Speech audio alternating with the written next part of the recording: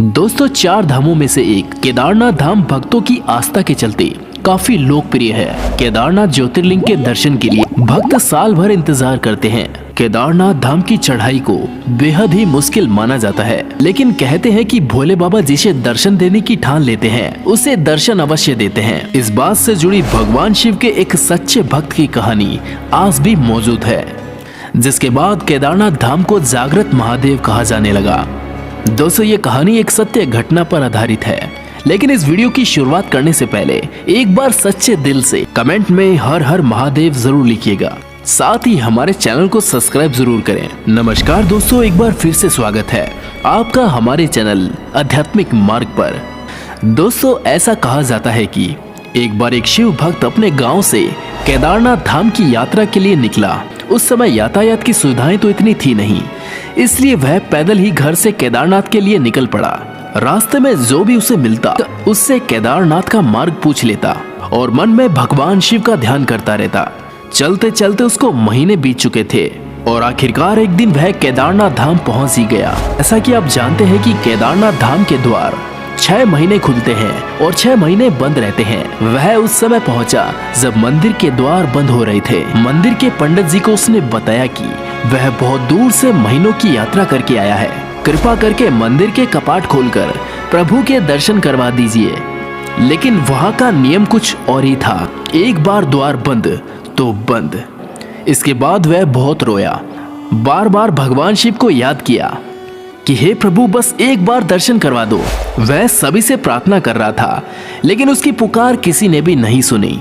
मंदिर के पुजारी बोले कि वह 6 महीने बाद आए, क्योंकि 6 महीने बाद यहाँ कपाट खुले मिलेंगे। यहाँ 6 महीने बर्फ और ठंड पड़ती है और सभी जन वहाँ से चले गए, पर वह वहीं रोता रहा।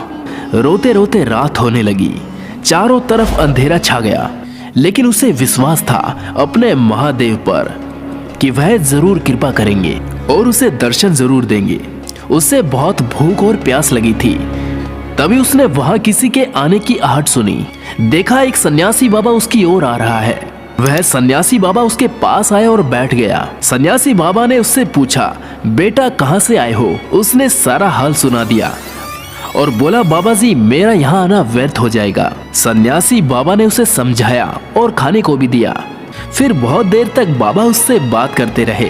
बाबा जी को उस पर दया आ गई।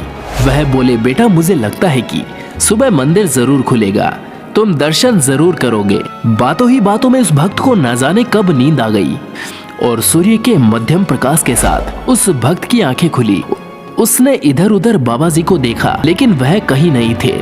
इससे पहले कि वो कुछ समझ पाता, उसने देखा कि पंडित जी आ रहे हैं, वो भी अपनी पूरी मंडली के साथ। उसने पंडित जी को प्रणाम किया और बोला कि कल आपने तो कहा था कि मंदिर के दरवाजे 6 महीने बाद खुलेंगे, इस बीच यहाँ पर कोई नहीं आएगा, लेकिन आप तो सुबह सुबह ही आ गए। पंडित जी ने उसे गौर से देखा और पहचानने की कोशिश की और पूछा कि तुम तो वही हो जो मंदिर के द्वार बंद होने पर आए थे, जो मुझे मिले थे। 6 महीने होते ही तुम वापस आ गए। उस आदमी ने आश्चर्य से कहा, नहीं, मैं कहीं नहीं गया, कल ही तो आप मुझे मिले थे। रात को मैं यहीं सो गया था, मैं कहीं नहीं गया। ये सुनकर पंडित जी के आश्चर्य का कोई ठिकाना नहीं था। उसने कहा, लेकिन मैं तो 6 महीने पहले मंदिर को बंद करके गया था और आज 6 महीने बाद आया हूँ। तुम 6 महीने यहाँ जिंदा कैसे रह सकते हो? पंडित जी और सारी मंडली हैरान थे। इतनी सर्दी में एक अकेला व्यक्ति कैसे 6 महीने तक जिंदा रह सकता है? तब उस भक्त ने उनको सन्यासी बाबा के मिलने और उसके साथ की गई सारी बातें बता दी कि एक सन्यासी आया था, लंबा सा, बड़ी बड़ी जटाएं, एक हाथ में त्रिशूल और एक हाथ में डमरू लिए, मृगशाला पहने हुए था। ये सुनकर पंडित जी और सभी लोग उसके चरणों में गिर पड़े। बोले, हमने तो सारी जिंदगी लगा दी, लेकिन प्रभु के दर्शन ना कर सके। सच्चे भक्त तो तुम हो, तुमने तो साक्षात भगवान शिव के दर्शन किए हैं। उन्होंने ही अपनी योग माया से तुम्हारे 6 महीने को एक रात में परिवर्तित कर दिया, कालखंड को छोटा कर दिया। ये सब तुम्हारे पवित्र मन और तुम्हारे विश्वास के कारण हुआ है। तो दोस्तों, यदि आपको भी ये कहानी अच्छी लगी तो इस वीडियो को लाइक और शेयर जरूर करें। साथ ही हमारे चैनल को सब्सक्राइब करना मत भूलिएगा। मिलते हैं आपसे अगली वीडियो के साथ। हर हर महादेव।